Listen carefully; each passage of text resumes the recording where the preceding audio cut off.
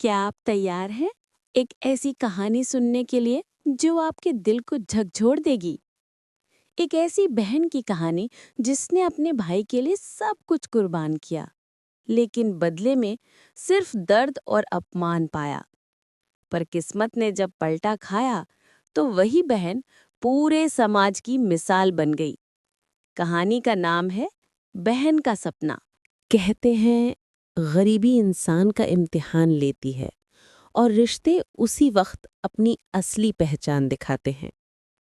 एक छोटा सा गांव था। टूटी झोंपड़ी, मिट्टी की दीवारें और ऊपर से टपकती छत। वहीं रहती थी राधा और उसका छोटा भाई मनु। माँ बाप दोनों एक हादसे में चले गए थे। बस रह गई थी एक बहन और उसका नन्हा भाई। राधा ने खुद के बचपन को दफना दिया।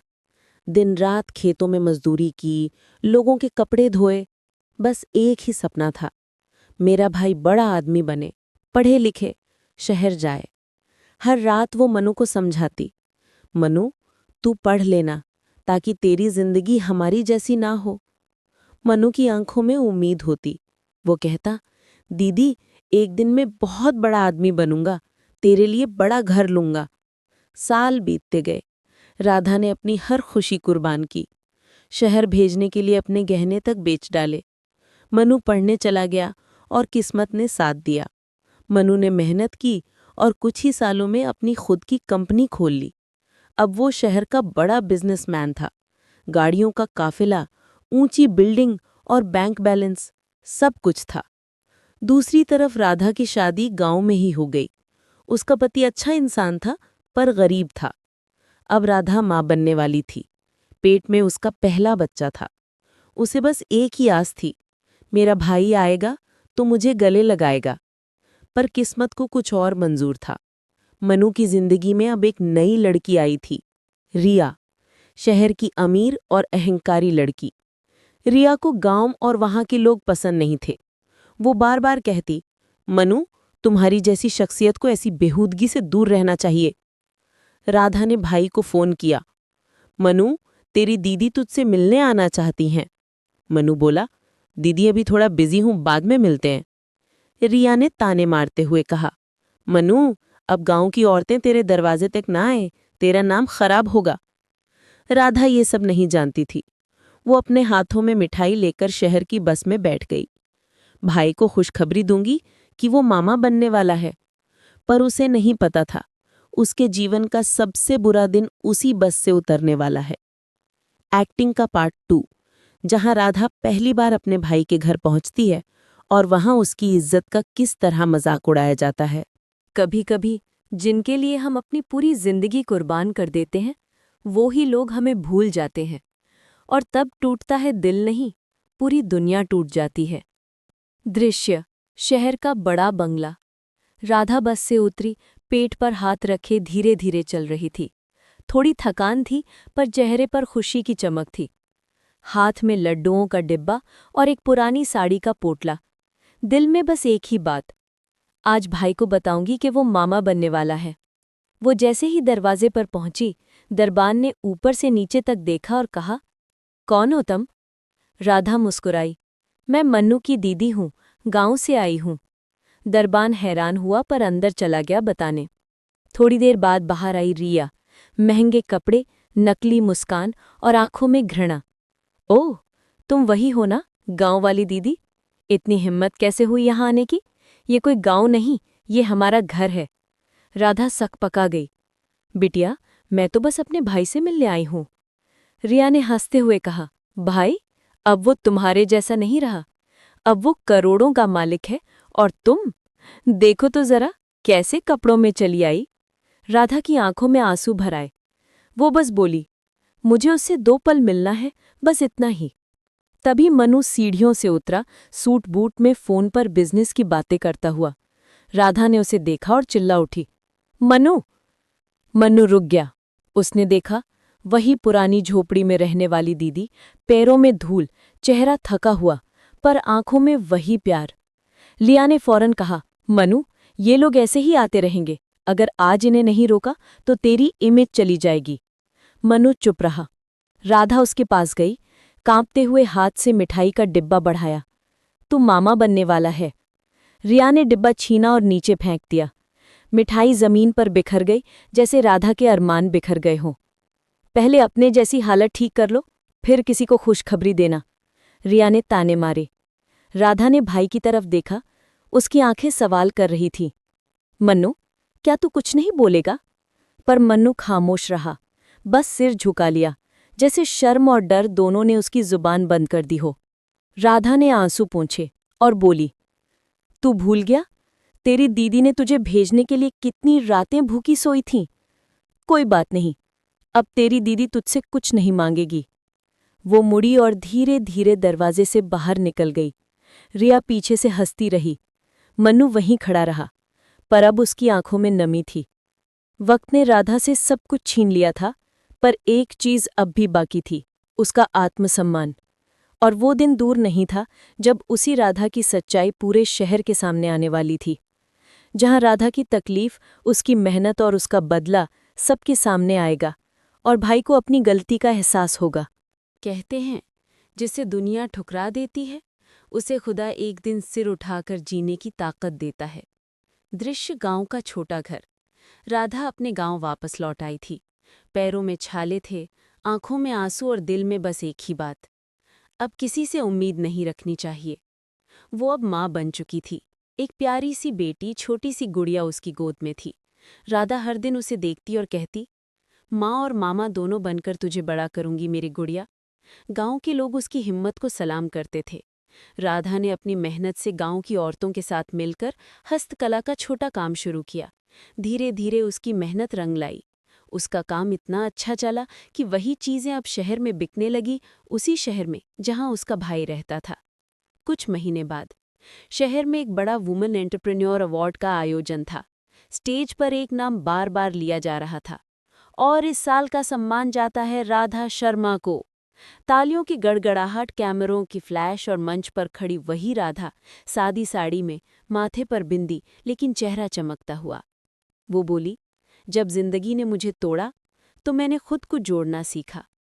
गरीबी, ताने और अपमान सब देखे, लेकिन खुद पर भरोसा रखना कभी नहीं छोड़ा। तालियां गूंज उठीं। भीड़ में बैठे मनु और रिया दोनों हैरान रह गए। रिया की आंखें नीचे झुक गईं। मनु मंच की ओर बढ़ा, आंसुओं से भीगी आंखों से बोला, दीदी, माफ कर दो। मैं वो भाई नहीं था जो तेरे सपनों के लायक था।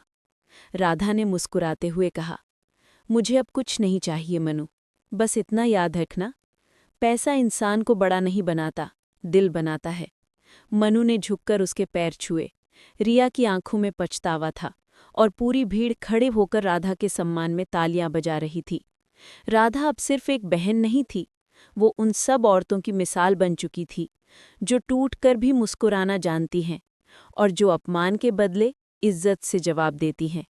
संदेश: अगर कोई तुम्हें नीचा दिखाए, तो वक्त आने दो, तुम्हारी मेहनत ही तुम्हारा जवाब बनेगी। कभी कभी तकदीर हमें उसी मोड़ पर वापस लाती है, जहां से हमने किसी का दिल तोड़ा होता है। फर्क बस इतना होता है, तब हम अमीर थे और अब इंसान बनते हैं। राधा का छोटा सा ऑफिस। अब राधा का काम पूरे जिले में मशहूर हो चुका था। उसकी संस्था दीदी, हाथ से बनी चीजें, सैकड़ों औरतों को रोजगार दे रही थी। वहीं एक दिन ऑफिस के बाहर एक महंगी गाड़ी आकर रुकी। दरवाज़ा खुला और उतरा वही मनु, जिसके पास कभी सब कुछ था, पर अब आंखों में शर्म और सच्चाई थी। राधा अंदर बैठी फाइलें देख रही थी। मनु ने दरवाजे पर कदम रखा।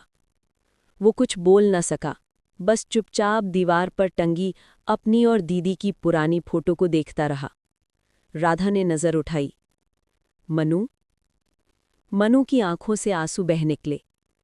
दीदी, अब समझ आया, जिसे मैंने छोटा समझा वही असल में सबसे बड़ी थी। वो जमीन पर बैठ गया, दीदी के पैरों को छूकर रोने लगा। माफ कर दो दीदी, मैंने तेरे प्यार की कीमत नहीं समझी। राधा ने उसे उठाया, मुस्कुराते हुए कहा, मनु, अगर आज तू बदल गया है तो मुझे सबसे बड़ा इनाम मिल गया। तभी दरवाजे पर छोटी गुड़िया आई।